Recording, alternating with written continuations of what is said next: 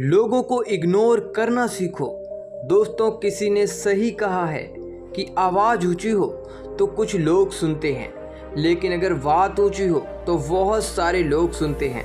नमस्कार दोस्तों, एक छोटी सी कहानी। ये कहानी एक लड़के की है। एक 24 साल का लड़का जो सेठ के यहाँ पर नौकरी करता था। उसके माँ बाप इस दुनिया में नहीं थे। जिंदगी बड़ी परेशानी से चल रही थी। वह जाता था, रोजाना पैसे कमा के घर आता था, खाना बनाता था, खाता था और सो जाता था। एक दिन उसने देखा कि एक बूढ़ा फकीर अपनी पीठ पर 3 ठेले लेकर एक शहर से दूसरे शहर की ओर जा रहा था। वह काफ़ी बूढ़े भी थे और काफ़ी देर से वह यूं ही सफ़र कर रहे थे और आखिरकार कुछ दूर और सफ़र करने के बाद वह चलते चलते थक कर एक पेड़ के नीचे बैठ गए। तभी उनकी नज़र एक नौजवान युवक पर पड़ी जो उसी रास्ते से जा रहा था और वह भी उसी दिशा में जा रहा था जिस दिशा में उन बूढ़े फकीर को जाना था।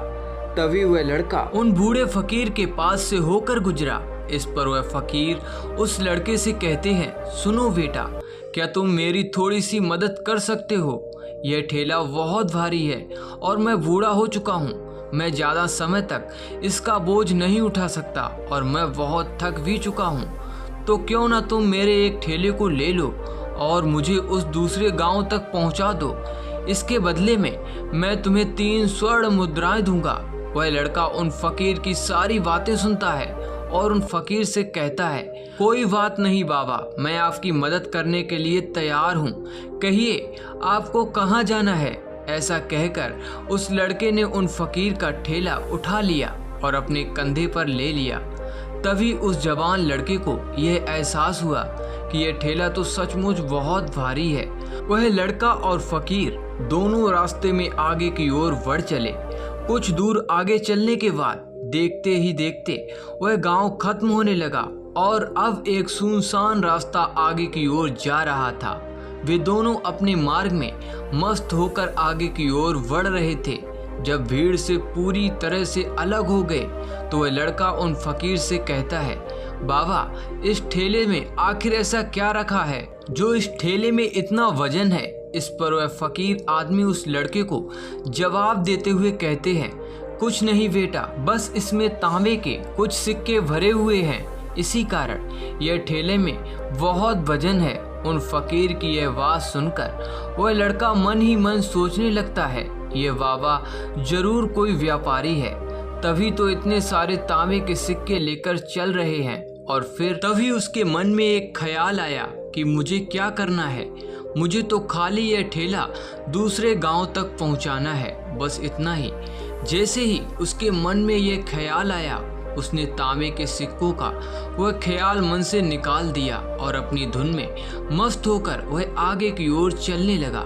चलते चलते कुछ और समय बीता और वे दोनों एक नदी के किनारे जा पहुँचे। वह लड़का हट्टा कट्टा था और काफ़ी चुस्त और दुरुस्त भी था, इसीलिए वह बिना सोचे समझे उस नदी में उतर जाता है। किंतु वह फकीर अब भी किनारे पर ही खड़े थे। इस पर वह लड़का उन फकीर से कहता है, क्या हुआ बाबा, चलिए आइए, हमें यह नदी पार करनी होगी, तभी तो हम उस गांव तक पहुंच पाएंगे। इस पर वह फकीर उस लड़के से कहते हैं, मैं जानता हूं बेटा कि हमें यह नदी पार करनी ही होगी, लेकिन जैसा कि तुम जानते हो मैं अब बूढ़ा हो चुका हूँ और दोनों ठेले लेकर मैं ये नदी पार नहीं कर सकता। कहीं मेरा पाँव फिसल गया तो क्या होगा? क्या तुम मेरी एक और गठरी ले सकते हो? मैं तुम्हें इसके बदले में 3 स्वर्ण मुद्राएं दूंगा। इस पर वह लड़का मुस्कुराते हुए उन फकीर से कहता है, बाबा, आप मुझे शर्मिंदा कर रहे हैं। यदि आप मुझे स्वर्ण मुद्राएं ना भी दें तो भी मैं आपका कार्य अवश्य करूंगा। मैं आपको उस गांव तक जरूर पहुंचा दूंगा। इस पर वह फकीर मुस्कुराते हुए उस लड़के से कहते हैं, बेटा, तुम तो बड़े ही भले इंसान लगते हो। इतना कहकर उन्होंने वह दूसरी गठरी भी उस लड़के को थमा दी। उस लड़के ने जब वह दूसरी गठरी अपने कंधे पर रखी तो वह गठरी भी उसे बहुत ज़्यादा भारी लगी, लेकिन उसने वहाँ पर कुछ नहीं कहा। जैसे तैसे उन दोनों ने नदी पार की। नदी पार करने के बाद बातों बातों में ही उस लड़के ने उन फकीर से कहा, बाबा आखिर इस दूसरी गठरी में क्या है? इस गठरी में बहुत वजन है। इस पर वह फकीर उस लड़के को जवाब देते हुए कहते हैं, बेटा इसमें चांदी के सिक्के हैं, इसी कारण ये गठरी में बहुत वजन है। उन फकीर की ये सारी बातें सुनकर अब उस लड़के का दिमाग तेजी से काम करने लगा था। वह यह सोच रहा था कि एक ठेले में तांबे के सिक्के हैं और दूसरी में चांदी के। ऐसा प्रतीत होता है कि मानो यह फकीर बाबा कहीं दूर से आ रहे हैं और उन्होंने अपनी सारी जमीन जायदाद बेचकर ये सारे सिक्के इकट्ठे किए हैं, तभी तो वह इतना धन लेकर चल रहे हैं। लेकिन वह लड़का उन फकीर से कुछ नहीं कहता और वे दोनों चुपचाप मार्ग में आगे की ओर बढ़ते चले जाते हैं। कुछ दूर आगे बढ़ने के बाद एक बार फिर एक सुनसान राह आती है। उस सुनसान राह को देखते ही उस लड़के के मन में तरह तरह के विचार उत्पन्न होने लगे। वह यह सोचने लगा, अरे यह तो सुनसान जगह है, अगर मैं ये सिक्के लेकर यहाँ से भाग जाऊँ तो यह फकीर मुझे कब तक ढूंढेगा। मुझे नहीं लगता कि मुझे कभी पकड़ पाएगा और यहाँ पर कोई है भी नहीं जो इसकी मदद कर पाए। और वैसे भी ये बहुत सारे सिक्के हैं, मैं इनसे एक अच्छी दुकान खरीद सकता हूँ, अपना नया व्यापार शुरू कर सकता हूँ। और वैसे भी यह बूढ़ा फकीर इन पैसों का क्या करेगा, इससे अच्छा तो मैं ही इन्हें रख लेता हूँ। वह लड़का यह सब बारे में सोच ही रहा था, तभी अचानक उसे खुद पर आश्चर्य हुआ, अरे मैं ये क्या सोच रहा हूँ। यह फकीर ना जाने कहाँ से आ रहे हैं और ना जाने क्या करके इतने सारे सिक्के इकट्ठे किए हैं। मुझे इसका फ़ायदा नहीं उठाना चाहिए, नहीं, मुझे ऐसा नहीं करना चाहिए। उसने कुछ देर के लिए तो अपने मन के विचारों को काबू कर लिया, लेकिन कुछ देर बाद उसके मन के विचार उस पर देखते ही देखते हावी होने लगे। वह लड़का 2 ठेले लेकर उन फकीर के पीछे पीछे चल रहा था और कुछ दूर आगे चलने के बाद एक पहाड़ी आई। इस पर वह फकीर बाबा उस लड़के से कहते हैं, बेटा ये पहाड़ी मैं नहीं चढ़ पाऊंगा, मैं काफ़ी बूढ़ा हो चुका हूँ और मेरे घुटने में भी दर्द रहता है। यदि तुम मेरी तीसरी गठरी भी ले लो तो मैं तुम्हें 3 और स्वर्ण मुद्राएं दूंगा, लेकिन याद रखना इसे कहीं गिराना मत, कहीं ये गठरी खुल ना जाए। इस पर वह लड़का उन फकीर से कहता है, क्यों बाबा, आखिर इसमें ऐसा क्या है? इस पर वह फकीर उस लड़के से कहते हैं, बेटा इसमें स्वर्ण मुद्राएं हैं। सुनकर वह लड़का मन ही मन बहुत प्रसन्न हुआ। उसने चुपचाप वह गठरी भी उन फकीर से ले ली और देखते ही देखते वे दोनों मार्ग में आगे की ओर बढ़ने लगे। अब वह फकीर बिना कोई वजन लिए हुए आराम से पहाड़ की चढ़ाई पर चढ़ रहे थे, किंतु वह नौजवान लड़का जो पीछे था वह वजन के कारण बहुत धीरे धीरे चल पा रहा था। लेकिन जब से उसने सोने का नाम सुना था उसका मन तो छलांग मार रहा था। वह मन ही मन सोच रहा था, अगर मुझे ये सारा धन मिल जाए तो मेरा पूरा जीवन तो आराम से कट जाएगा। वैसे भी ये बाबा तो बूढ़े हो चुके हैं, भला इन्हें इतने पैसों की क्या ज़रूरत है, इनका जीवन तो वैसे भी कट चुका है। और मैं एक काम करता हूँ, ये सारे पैसे लेकर यहाँ से भाग जाता हूँ। लड़के के मन में अनगिनत विचार उठ रहे थे।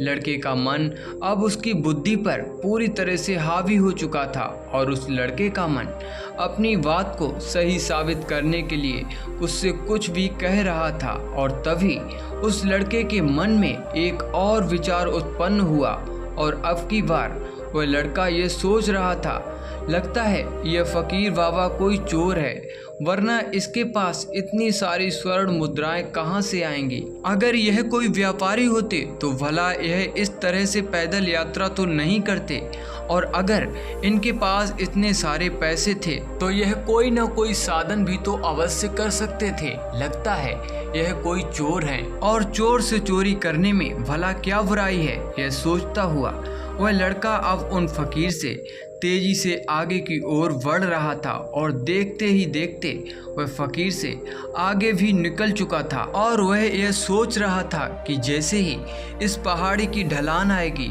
मैं तीनों गठरियां लेकर भाग जाऊंगा। इससे ये सारे पैसे मेरे हो जाएंगे और मेरी गरीबी भी हमेशा हमेशा के लिए दूर हो जाएगी। मैं जो चाहूँगा मैं वह कर पाऊँगा। मेरे पास बहुत सारा धन होगा। और देखते देखते वह दोनों पहाड़ी की चोटी पर पहुँच गए और अब ढलान का रास्ता शुरू होने वाला था। तभी वह लड़का उन फकीर से नजरें बचाकर वह तीनों गठरियां लेकर भागता हुआ आगे बढ़ गया। अब उसे अपना शरीर बहुत हल्का महसूस हो रहा था, मानो उसे उन तीनों ठेलों का वजन तक ना मालूम पड़ रहा हो। काफी दूर दौड़ते दौड़ते किसी तरह से वह अपने आप को बचते बचाते अपने घर पहुंचा। उसके खुशी का कोई ठिकाना नहीं था। उसने सोचा क्यों ना मैं जल्दी जल्दी इन गठरियों में से वह सारे पैसे निकाल लूं। ये सोचकर जब उसने गठरियां खोली तो पहली गठरी में उसे लोहे से जंग भरे हुए सिक्के मिले। ये देखकर उसे यकीन नहीं हुआ। इस पर उसने फटाफट दूसरी गठरी भी खोल डाली। उसमें भी उसे लोहे के जंग लगे हुए सिक्के ही निकले। ये सब देखकर वह लड़का बड़ा हैरान था। आखिर ये सब क्या हो रहा है? उन फकीर ने तो मुझसे और ही कुछ कहा था। अब उसने वह सोने वाली गठरी खोली और उसमें भी लोहे के जंग लगे हुए सिक्के ही निकले। ये देखकर वह लड़का बड़ा क्रोधित हुआ। उसने सोचा उस फकीर ने मुझसे झूठ क्यों कहा? उन्होंने मुझसे ऐसा क्यों कहा कि एक में तांबे के सिक्के हैं, एक में चांदी के और तीसरे में स्वर्ण मुद्राएं हैं। वह यह सब सोच ही रहा था कि तभी उसकी नज़र उस थैले में पड़े एक पत्र पर पड़ी। उसने वह पत्र उठाया और उस पत्र में लिखा था, यह पूरा नाटक ईमानदार व्यक्ति की खोज करने के लिए रचा गया था और मैं इस राज्य का राजा हूँ। मेरी कोई संतान नहीं है और इसीलिए मैंने ये षड्यंत्र रचा है ताकि मैं अपने राज्य में किसी एक ईमानदार व्यक्ति की खोज कर सकूं जो मेरे बाद इस राज्य का राजा बन सके और इस राज्य भार को संभाल सके। और इस राज्य का भार वही संभाल सकता है जो पूरी तरह से ईमानदार हो, जिसके मन में किसी प्रकार का कोई लालच ना हो। इतना पढ़ते ही वह लड़का जोर जोर से चिल्लाने लगा। वह सर पकड़कर बैठ गया। वह यह जानता था कि यदि वह अपने मन के विचारों पर काबू कर लेता तो उसका जीवन संवर सकता है, लेकिन वह अपने मन के विचारों पर काबू नहीं कर पाया। दोस्तों, महात्मा बुद्ध कहते हैं कि मन ही सब कुछ है। आप जो सोचते हैं वही बनते हैं। इसीलिए आपका सबसे बड़ा दुश्मन भी आपको उतना नुकसान नहीं पहुंचा सकता जितना कि आपके मन के यह अनियंत्रण विचार पहुंचा सकते हैं। महात्मा बुद्ध कहते हैं, अपने भीतर ध्यान से देखो। हमारे भीतर जो विचार चल रहे हैं वही विचार शब्द बनते हैं और शब्द कर्म के रूप में प्रकट होते हैं। बार बार दोहराने पर कर्म बर्ताव में बदलता है और धीरे धीरे समय के साथ बर्ताव चरित्र में परिवर्तित हो जाता है और यही चरित्र हमारे भाग्य का निर्माण भी करता है। इसीलिए हमें हमेशा अपने विचारों के प्रति सजग होना बहुत आवश्यक है।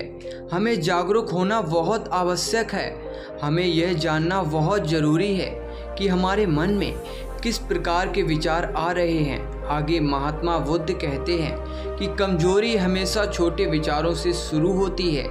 यह एक बीज के रूप में होती है और यदि इस बीज को नष्ट ना किया जाए तो यह छोटा सा विचार बहुत ही जल्द एक विशाल वृक्ष का रूप ले लेता है और हमारी बुद्धि की सोचने और समझने की क्षमता को पूरी तरह से नष्ट कर देता है। जिस प्रकार आपने इस कहानी में देखा कि किस प्रकार उस जवान लड़के का मन उस पर हावी हो चुका था और उसकी सही और गलत सोचने की क्षमता पूरी तरह नष्ट हो चुकी थी, जिस कारण वह यह समझ नहीं पाया कि उसे क्या करना चाहिए और उसके लालच ने उसके भीतर इतनी ऊर्जा भर दी कि वह तीनों ठेले उठाकर इतनी तेजी से वहां से आगे की ओर बढ़ गया। इसीलिए जब आपके मन में पहली बार कोई गलत विचार उत्पन्न हो तभी उसे जड़ से उखाड़ देना चाहिए, अन्यथा वह विशाल वृक्ष का रूप लेगा और आपको किसी न किसी गलत राह पर वह ढकेल ही देगा। आप चाहकर भी उसे रोक नहीं पाएंगे। लेकिन अब आपके मन में यह प्रश्न उठ रहा होगा कि हम भला अपने मन के विचारों को कैसे नियंत्रण करें। हमारा मन तो इतना चंचल है, वह इतना शक्तिशाली है कि वह हम पर हावी हो ही जाता है। हम चाह कर भी उस पर नियंत्रण नहीं कर पाते। इसका जवाब में महात्मा बुद्ध हमें 2 बातें समझाते हैं। पहली बात, सही इरादा विकसित करो। कई बार आपने देखा होगा कि आपके मन में कुछ और होता है किंतु आप कहते कुछ और हैं, क्योंकि आपके मन के भीतर जो कुछ बसा है वही आपके मुख से भी बाहर निकल रहा है। लेकिन जब हमसे वह गलती हो जाती है तो उसके बाद हमारा मस्तिष्क अच्छी तरह से काम करना शुरू कर देता है। हमारे सोचने और समझने की क्षमता एक बार फिर से जागृत हो जाती है और ऐसी अवस्था में हमें ये एहसास होता है कि हमसे गलती हो गई है और फिर हमारा मन दुखी हो जाता है, हमारा मन अफसोस से भर जाता है। और इस भारीपन और दुख से बचने के लिए महात्मा बुद्ध हमें सही इरादा विकसित करने के लिए कहते हैं। इसके लिए जब भी आप कोई कार्य करने जा रहे हो तो सबसे पहले आपको ये खुद से पूछना चाहिए कि जो कुछ भी मैं करने जा रहा हूँ इसके पीछे मेरा इरादा क्या है। क्या मैं दूसरों को दुख पहुँचाना चाहता हूँ या दूसरों को नीचा दिखाने जा रहा हूँ, या मुझे खुद को ऊपर उठाना है। खुद से सवाल कीजिए, खुद को जागृत कीजिए। जब आप इरादों के प्रति सचेत होने लगेंगे, जब आप विचारों के प्रति सचेत होने लगेंगे, जब आप विचारों के प्रति सजग होने लगेंगे, तभी आपके भीतर सकारात्मक ऊर्जा का प्रभाव होगा। तभी आप सकारात्मक इरादों से जुड़ने लगेंगे और आपके मन के भीतर बसी हुई वह नकारात्मक ऊर्जा और नकारात्मक इरादे दिन ब दिन कम होने लगेंगे। परंतु याद रहे, आपको यह हर रोज करना होगा और आपको यह हमेशा ध्यान रखना होगा कि आपको केवल अच्छा सोचना है।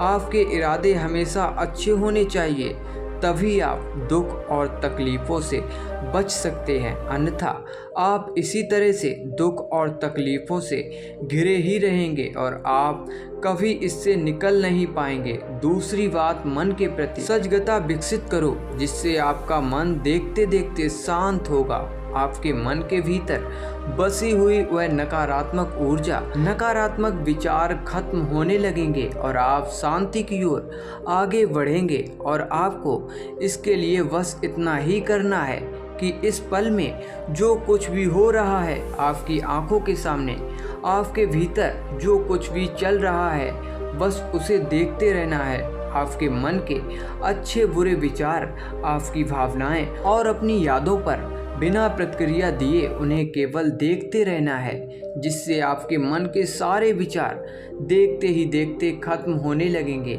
आपका मन खाली होने लगेगा और आप नकारात्मक विचारों से ना सोचने से बच सकते हैं और आप इन दुख और तकलीफ़ों से भी दूर रह सकते हैं। इसीलिए महात्मा बुद्ध कहते हैं, जो स्वयं को देखता है वही सबसे बड़ा तपस्वी है। अर्थात जो अपने मन में चल रहे विचारों को बिना प्रतिक्रिया दिए हुए केवल देखता है और उन पर कोई भी प्रतिक्रिया नहीं करता, बस उन्हें देखता और समझता है। वास्तविकता में वही मन पर नियंत्रण भी कर सकता है और वही अपना जीवन सुख और खुशहाली तौर पर भी जी सकता है।